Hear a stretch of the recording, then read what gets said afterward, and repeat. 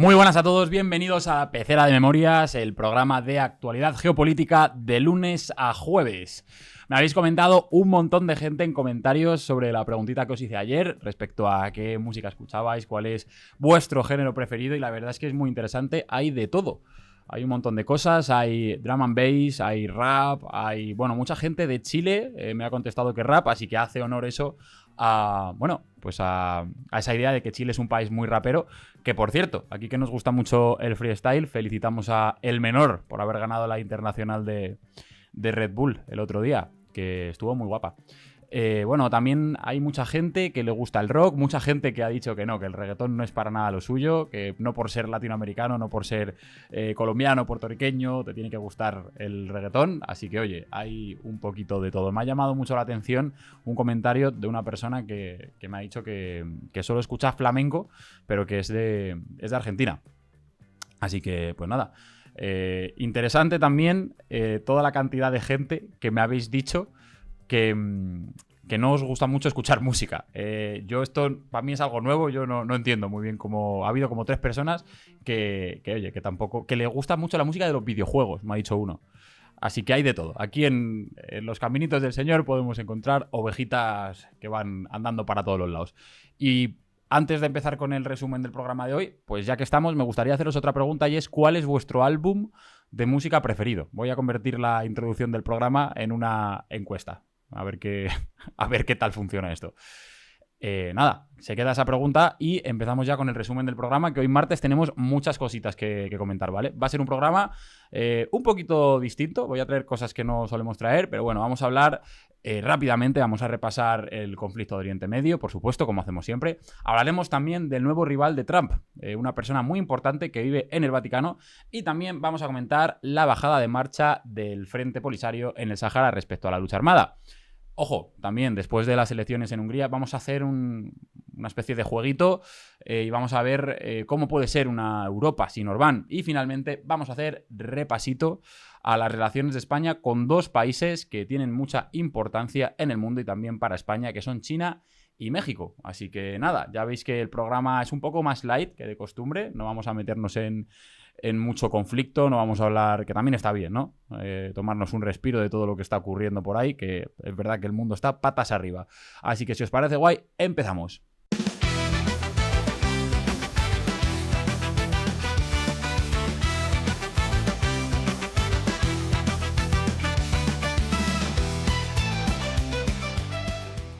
Bueno, vamos a empezar haciendo, como ya es costumbre, un repasito a todo lo que está ocurriendo en Oriente Medio, Irán, Líbano, aunque no nos vamos a detener mucho, porque es verdad que tampoco han pasado tantas cosas desde ayer y está bien tener un respiro, como decía en la introducción.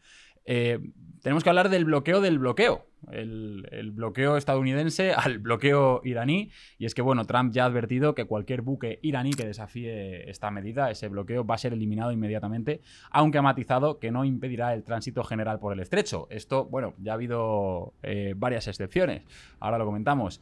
En el terreno, pues este doble bloqueo, el iraní por un lado, que restringe el paso en Hormuz, bajo el control iraní por supuesto, y el estadounidense dirigido contra los buques, eleva el riesgo de escalada militar y supone un desafío logístico enorme para el que Estados Unidos va a necesitar desplegar un dispositivo naval muy grande, es decir, todavía más dinero. No hay una escalada a nivel militar, pero Estados Unidos tiene que destinar todavía más recursos a esta operación, a la operación Furia Épica, que parece que se les ha enquistado un poquito, ¿no? Se ha hablado de que para sostener esta operación pueden ser necesarios 2 grupos de ataque de portaaviones respaldados por una docena de destructores y de fragatas. Esto, como digo, al final en el statu quo, si se puede considerar así, que estamos teniendo estas 2 semanas, en este pequeño equilibrio de bloqueo constante que tenemos, donde la situación no escala y tampoco hay una retirada, al final también está costando más a Estados Unidos. También sigue siendo un sumidero de recursos, que por supuesto va a serlo también si en algún momento la situación escala, y como digo, que haya cada vez más presencia militar en el Golfo Pérsico, pues no hace otra cosa que aumentar las probabilidades de escalada, ¿no? Mientras tanto, pues potencias europeas como Francia y Reino Unido preparan iniciativas para garantizar la libertad de navegación en la zona.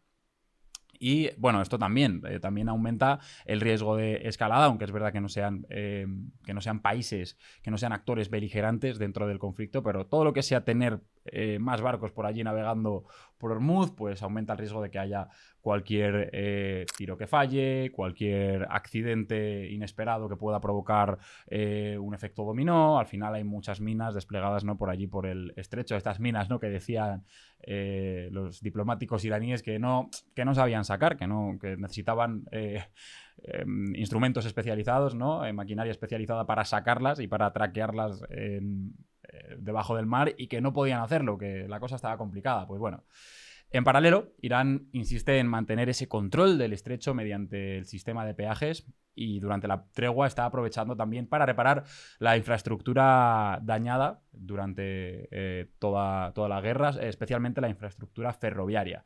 A pesar del bloqueo, como decía, ya han cruzado 3 barcos a fecha de grabación de este vídeo.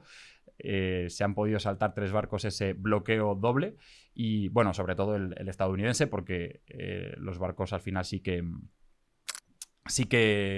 tenían permitido el paso desde Irán. El último que ha pasado es un petrolero, de hecho, con bandera panameña, que transporta nafta iraní. Y bueno, ya para acabar con este bloque, respecto al tema del Líbano, hay actualización, y es que se está intentando concretar una reunión entre los embajadores de Israel y Líbano para valorar un posible alto el fuego. Es la primera vez que se mantienen negociaciones directas sobre el desarme de Hezbollah y un acuerdo de paz, y el acuerdo de paz que hubo entre ambos países. Y bueno, realmente, pues a este encuentro a Líbano le interesa mucho conseguir ese alto el fuego, pero Israel aquí va un poquito forzado, va obligado por papá de Estados Unidos, que recordamos que había rencillas ahí, no estaba muy claro si en el alto el fuego entraba o no entraba Líbano. Estaba Pakistán muy, muy enfadado con todo este tema, y bueno, como digo, Israel va un poco obligado, porque sabe que a ellos... Israel sabe que no quiere este alto el fuego, o al menos lo que no quiere es que el alto el fuego derive en una retirada militar de las zonas que Israel está ocupando y quiere ocupar ahora mismo en el Líbano, en el sur del río Litani, ¿no? Así que veremos, a ver, seguiremos informando de todo, como siempre. Mañana habrá más noticias, pero ahora nos vamos a ir a... Bueno, no sé, nos vamos a ir al Vaticano, realmente, porque vamos a hablar de el nuevo enemigo de Donald Trump. Bueno... En palabras de Trump, después de haber publicado, supongo que muchos lo habréis visto, ¿no?, esta imagen creada con inteligencia artificial, en el que Trump salía curando a un enfermo como si fuese, bueno, pues no sé exactamente si un papa, un sacerdote o algún tipo de, bueno, de máxima autoridad religiosa. Y ha habido muchísima polémica.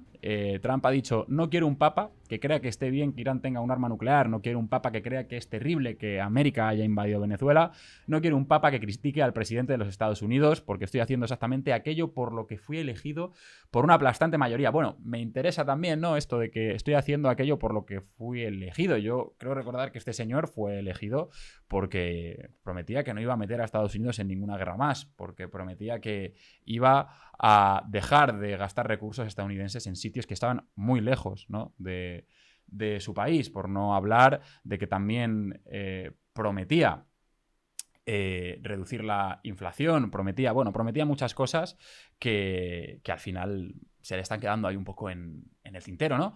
Así que bueno, no sé yo si esto es lo que prometía Donald Trump, pero más allá de esto, el Papa León XIV ha pasado de mantener un perfil prudente a convertirse en un antagonista de Donald Trump, porque como vemos al final, lo que está claro que Trump no quiere es un papa que pueda criticarle. Y aunque inicialmente el Papa evitó el enfrentamiento directo, ¿no?, en los primeros meses, pues al final las críticas y ataques que ha ido haciendo Trump pues han provocado una respuesta más explícita del pontífice, que ha llegado a afirmar que no tiene miedo a la Casa Blanca, que no tiene miedo a Trump. Y esto pues ha devuelto protagonismo a la Iglesia Católica en un contexto que está marcado por conflictos y tensiones que además, aunque no de forma directa, pero sí de forma indirecta, tienen mucho que ver con lo religioso. León XIV ha endurecido mucho el discurso los últimos meses, y es verdad que al principio pensábamos que no iba a estar tan en la línea del Papa Francisco, del Papa anterior, que era un hombre muy beligerante respecto a, bueno, pues este tipo de situaciones, y que podríamos pensar ahora mismo que si estuviese Francisco vivo pues estaría cargando muy frontalmente contra Trump, ¿no? Pero bueno, como digo, el Papa actual ha endurecido el discurso en defensa del multilateralismo, el derecho internacional y los derechos de los migrantes. La negativa a viajar a Estados Unidos en el 250 aniversario de su independencia no le ha gustado nada a nuestra veleta naranja. En paralelo, sectores cercanos al Vaticano pues advierten del auge de una especie de nacionalcatolicismo, ese catolicismo tradicionalista de Estados Unidos que se está poniendo tan de moda, ¿no? No sé si recordáis esa imagen, esa foto tan icónica de la Casa Blanca de todos los palmeros de Trump poniéndole la mano en los hombros y en la espalda, ¿no? Mientras tanto, Trump ha respondido con ataques públicos que han elevado aún más el perfil del Papa en la escena internacional. Y este enfrentamiento pues abre una fractura política y cultural, especialmente entre sectores conservadores y de ultraderecha. Ojo, porque esto ocurre tanto en Estados Unidos como en Europa. Este choque va a obligar a líderes y a votantes a posicionarse entre una visión política que instrumentaliza el discurso religioso y otra que reivindica el papel moral de la Iglesia en cuestiones como la guerra o la inmigración. Es en este bloque en el que está el Papa actual, León XIV. Por cierto, Giorgia Meloni ha tenido que distanciarse un poco de su coleguilla Trump. Cada vez vemos que esto ocurre más con Meloni. Y finalmente ha salido en defensa del Papa. Al final, claro, le pilla muy cerca, ¿no? A Meloni y el Vaticano, y es exageradamente importante para las relaciones con Italia. Meloni dice que expresa su solidaridad con el Papa León y que sinceramente no se sentía muy a gusto o no se sentiría muy a gusto en una sociedad en la que los líderes religiosos hiciesen lo que les dijesen los líderes políticos, ¿no? Esto decía Meloni, que también habría que ver qué piensa ella de los planteamientos de este Papa respecto a la cuestión de la migración, ¿no?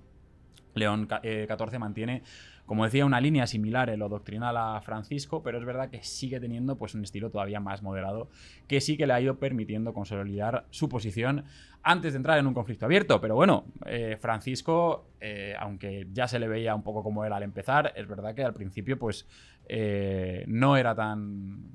Francisco Bergoglio no era tan...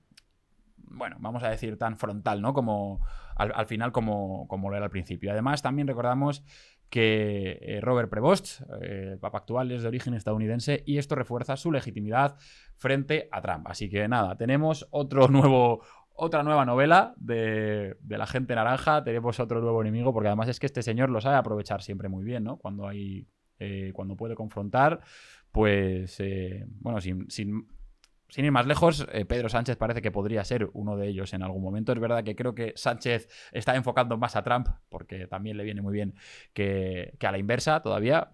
Trump habla más de España, en concreto, no habla tanto de su presidente, pero bueno, quizás algo que veremos en algún momento. Y vamos a irnos ahora a Europa para hablar de... Bueno, ya estábamos en Europa, en el Vaticano, pero subimos un poquito más arriba y nos vamos a Bruselas, porque parece que la Comisión tiene muy claro que quiere una nueva regla dentro de los 27. La discusión que se ha abierto en la Unión Europea gira en torno a una idea que todos podemos entender si pensamos un poco en una reunión de vecinos, ¿vale? Imagina que en tu comunidad pues todos tienen que estar de acuerdo para tomar cualquier decisión importante, por ejemplo, poner el ascensor en un bloque que no lo tiene. Esto se lo dedico a mi madre, que vive en un bloque que está en esa situación, y la verdad es que es una jodienda. Bueno, pues basta con que una sola persona diga que no, o que instrumentalice todo esto un poco en su favor para que todo se paralice. Y eso es básicamente lo que ocurre en algunos ámbitos clave de la Unión Europea, especialmente en política exterior.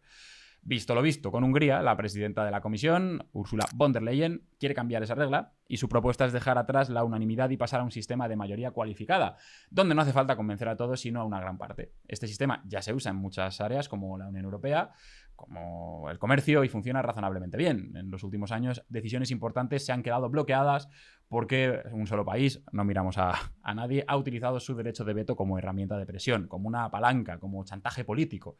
Sin embargo, esta opción que se plantea desde la Comisión tampoco es tan fácil, ¿no? Tiene sus inconvenientes. Por ejemplo, países más pequeños como Malta o Chipre pues temen que perder el veto signifique también perder influencia. Y es que, si lo pensamos bien, desde su punto de vista, la unanimidad actúa como un seguro que garantiza que la voz de estos países chiquititos pues acabe contando lo mismo que la de gigantes como Francia o Alemania. Y claro, sin ese mecanismo, pues estos países podrían quedar relegados. Además, el debate también tiene un trasfondo político muy actual, y es que en Europa pues, está creciendo la preocupación por el avance de partidos euroescépticos y de extrema derecha y la posible llegada al poder por ejemplo, ¿no? En Francia, como de figuras como Marine Le Pen, pues añade urgencia al asunto. Al final, si más gobiernos críticos con la Unión Europea, más euroescépticos, acaban ganando más peso, pues el riesgo de bloqueos también va a acabar aumentando. Esto también pasa incluso para quien apoya la reforma, que reconocen que no es una solución mágica y que cambiar las reglas pues, podría evitar algunos bloqueos, pero también podría generar más problemas. Por ejemplo, imaginaos que un país pierde votaciones importantes de forma repetida, pues podría crecer el rechazo hacia la propia Unión dentro de su población. Es decir, que se gana agilidad, pero se corre también el riesgo de perder cohesión. Y esta pregunta os la dejo a vosotros. ¿Qué pensáis de este mecanismo? ¿Creéis que esto puede favorecer a la Unión Europea? ¿Creéis que esto va a hacer que esté más cohesionada? ¿O, en cambio, creéis que puede limitar a ciertos países? Me interesa, como siempre, vuestra opinión, a ver qué opináis.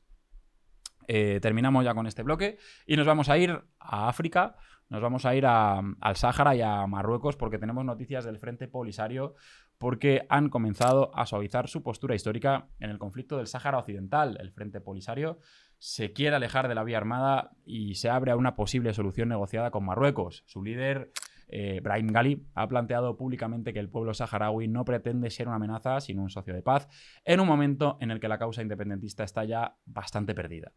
Y bueno, gana peso el plan de autonomía que defiende Rabat y que ya defiende la ONU realmente. Aún así, el Frente Polisario insiste en que cualquier salida debería de incluir el derecho de autodeterminación. Este cambio de tono se produce tras varias rondas de negociación impulsadas por Estados Unidos bajo el paraguas ya de la ONU, y en paralelo el Polisario reconoce que la vía militar pues, ha perdido centralidad desde el repunte de tensiones en 2020 y apuesta por el camino del diálogo como único camino viable. Sobre el terreno siguen los campamentos de refugiados de Tindurf, alrededor de 175.000 saharauis viviendo allí, y el sentimiento dominante pues es el de resistencia, el de reivindicación de un Estado propio, que no parece que vayan a tener en ningún caso. Y bueno, a pesar de las dificultades, la población mantiene su identidad política y cultural. La memoria del conflicto, que se remonta a la retirada española en 1976 tras la Marcha Verde, sigue muy presente entre varias generaciones, y el contexto internacional tampoco favorece mucho las aspiraciones del Frente, porque el reconocimiento del plan de Marruecos por parte de actores como Estados Unidos o varios países europeos, junto con el giro de Pedro Sánchez en 2022 apoyando esa propuesta, pues ha debilitado muchísimo la posición saharaui. Y el referéndum de autodeterminación, previsto desde 1991, aparece cada vez más lejano, mientras el conflicto, considerado uno de los procesos de descolonización pendientes, continúa estancado y con escasa atención internacional. Así que bueno, también, al igual que os he preguntado antes, me gustaría saber qué opináis vosotros de todo este tema. No sé si estáis muy dentro de todo lo que ha sido el conflicto saharaui. Entiendo que la gente que es española y que nos ve, pues lo tendrán bastante más cerca. Tenemos por ahí algún vídeo, creo, en Memorias de Pez, para quien le interese entender en profundidad este conflicto, del que en La Pecera hablamos mucho, a pesar de que se suele hablar poco en otros medios, porque nos parece algo muy importante. Y vamos a irnos ahora a China. Resulta que ha habido un viajecito que se ha hecho el presidente del gobierno, Pedro Sánchez, el presidente del gobierno español. Y bueno, esto en declaraciones del mismo Xi Jinping dice que China y España son países de principios que actúan con rectitud moral y ambos están dispuestos a situarse del lado correcto de la historia. Esto dice Xi Jinping. El presidente del gobierno, Pedro Sánchez, se ha reunido con el mandatario en Pekín, con el presidente chino, el abuelo entrañable, en el Gran Salón del Pueblo. Allí han escenificado una muy buena sintonía política.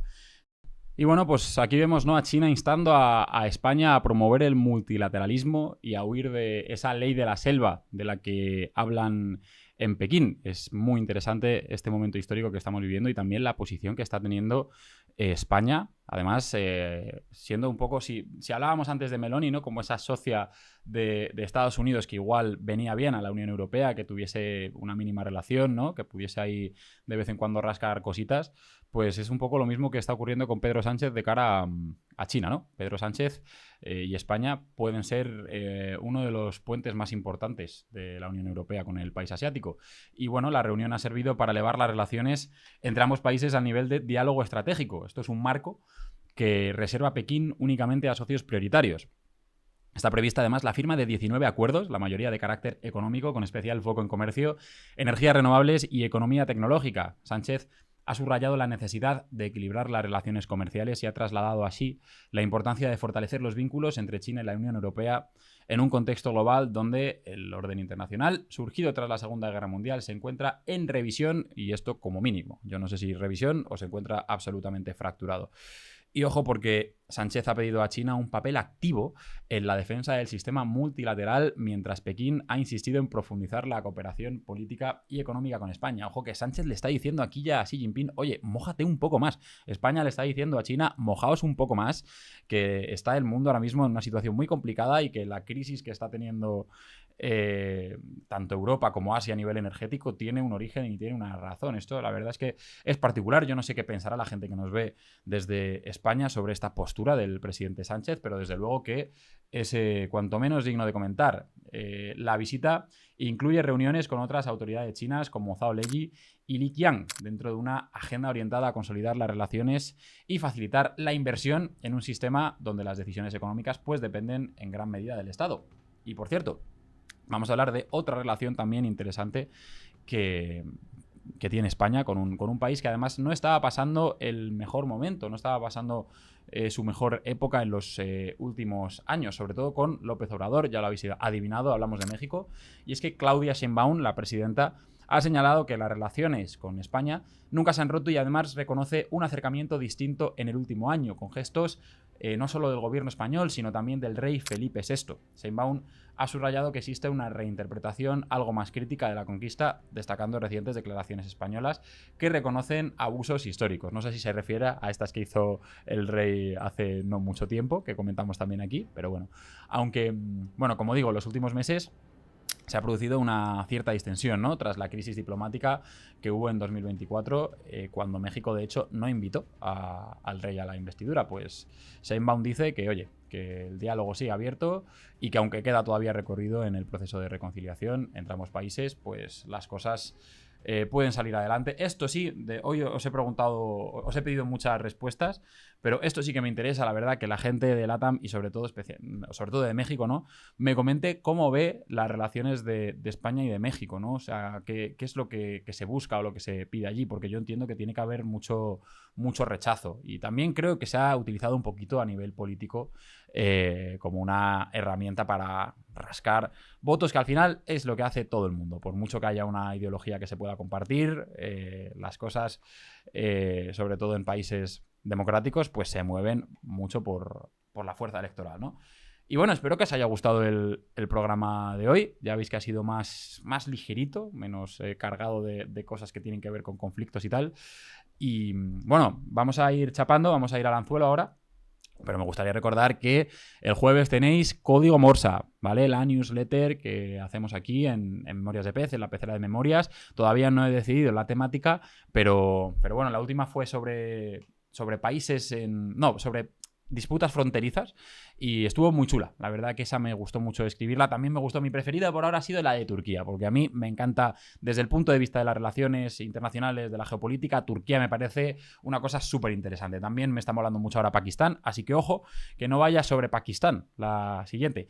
Y el que quiera suscribirse, pues que vaya al link que tenemos en la descripción, en la plataforma Substack, creo que es el primero o el segundo link, y que se suscriba, ¿vale? Que ya estamos cerquita de ser 10.000 personas en la nueva plataforma, ¿vale? Éramos 20.000 y entre que nos cambiamos, pues estamos ahí intentando recuperar otra vez fuelle, así que, venga, toda la gente que no esté suscrita, que se suscriba. Y vamos con el anzuelo.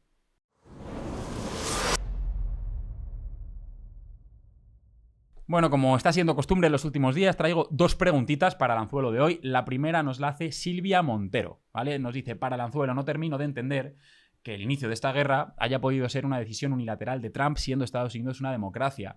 ¿No podrían parar la situación desde las cámaras de representantes o algo así? Muchas gracias por mantenernos siempre tan informados de una forma divertida y amena, pero sin quitar seriedad e importancia.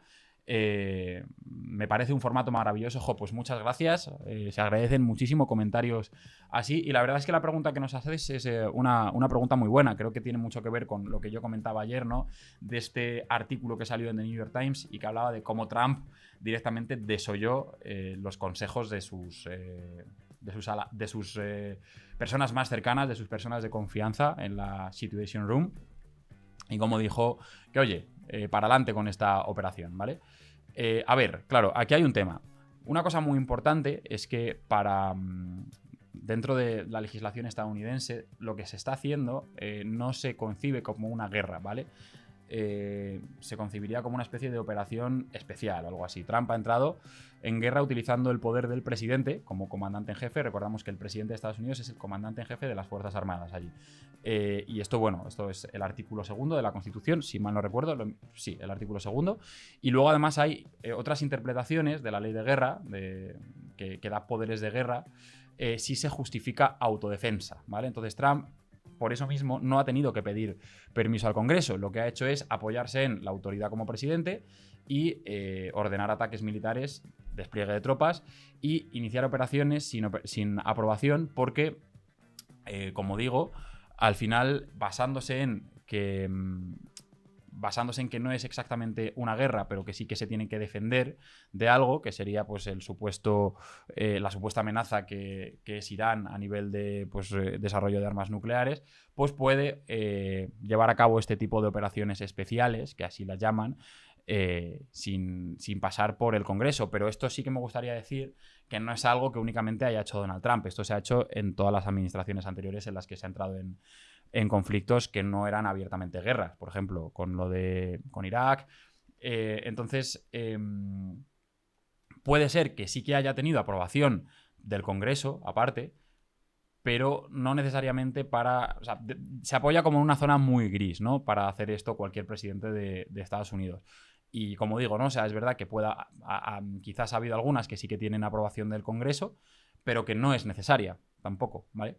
Que si se ha hecho, pues es más desde un lugar para maquillar, ¿no? O para, digamos, como un cálculo político, porque tú sabes que va a haber aprobación del Congreso y por lo tanto, pues que esa operación puede tener sentido y mucho más apoyo, ¿no? También de cara al resto de, bueno, pues al pueblo estadounidense, ¿no?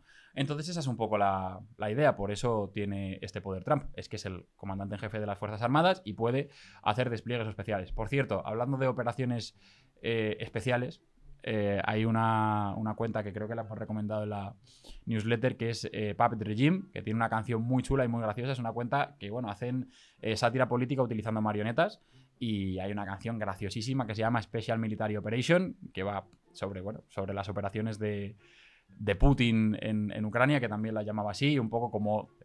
bueno, miradla, escuchadla, porque es buenísima, ¿vale? O sea, buscadla en Spotify, que está, o en YouTube, y echaos unas risas con Puppet Regime, que lo recomendamos un montón.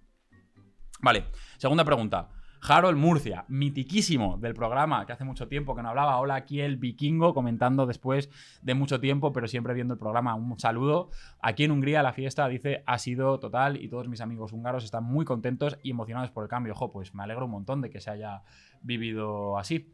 Nos dice para el anzuelo, ¿cuál creen que podría ser el mejor cambio para Hungría ahora? ¿El euro como moneda, las políticas migratorias o simplemente confianza por parte del resto de la Unión Europea? Muchas gracias. Pues yo creo que va un poco por la última que me has dicho. Ahora mismo creo que no sería tanto el euro o el tema de la migración, que por supuesto que es algo que yo creo que para tener un Estado de Derecho sólido, pues se tienen que volver a políticas más tolerantes. Pero creo que todo pasa por recuperar la confianza de la Unión Europea y de los inversores, y bueno, con una economía aún débil, pues recordamos, ¿no? Lo dijimos el otro día, que Hungría tiene un déficit muy alto, fondos europeos que están congelados, y lo urgente yo creo que es volver a ser un socio fiable, y si eso ocurre, pues al final acabará llegando más inversión y espero que también más estabilidad.